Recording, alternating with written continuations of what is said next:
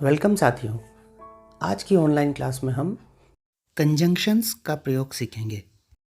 Conjunction दो subject या दो वाक्यों को जोड़ने का काम करता है। बोर्ड की परीक्षा में इसके लिए 3 अंक निर्धारित हैं। इसके प्रयोग में थोड़ी सी सावधानी रख के हम आसानी से 3 अंक प्राप्त कर सकते हैं। आपके पाठ्यक्रम में ये मुख्य कंजंक्शंस शामिल हैं: both and, to, neither nor, either or, not only but also, as well as, though, although और yet। इनका प्रयोग बहुत ही आसान भी है और कुछ हद तक समान भी है। आइए सबसे पहले हम बोथ एंड का प्रयोग सीखते हैं। इसका प्रयोग सीखने से आप अन्य कंजंक्शंस का प्रयोग आसानी से सीख पाएंगे। इन वाक्यों को ध्यान से देखिए। सबसे पहले हमें यही देखना है कि सेंटेंसेस में डिफरेंट क्या क्या है। पहले वाक्य में रवि और अनीता दो अलग अलग सब्जेक्ट हैं।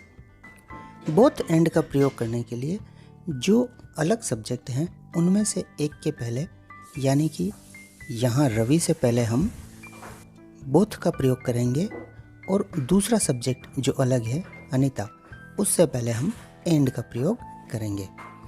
अब हम देखते हैं कि इज़ ए सिंगर 2 बार आया है, तो हम बोथ एंड के बीच में आने वाले रिपीटेड पार्ट को यहाँ से हटा देंगे। यहाँ is a singer repeated part है, इसलिए हम इसको हटा देंगे। अब क्योंकि यहाँ सब्जेक्ट अलग अलग हैं, सब्जेक्ट 2 हैं, इसलिए हम इज़ के बजाय आर हेल्पिंग वर्ब का प्रयोग करेंगे। सिंगर में एस जोड़ देंगे। अब हमारा वाक्य बन जाएगा both Ravi and Anita are singers. अब आप इस वाक्य को देखिए। यहाँ रवि और ही एक ही हैं, क्योंकि यहाँ ही का प्रयोग रवि के लिए ही हुआ है।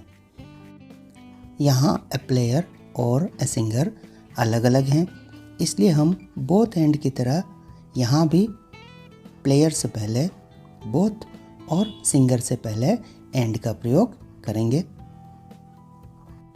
अब जहाँ हमने बोथ एंड का प्रयोग किया है उसके बीच में आने वाले रिपीटेड पार्ट को हम हटा देंगे।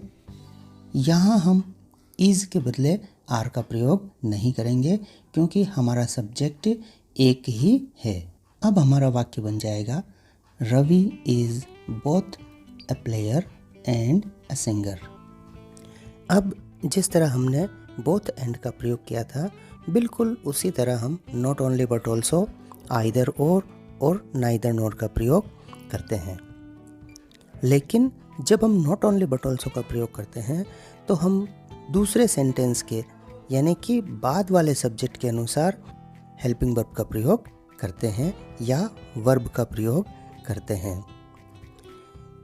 देखिए यहाँ इस वाक्य में हमने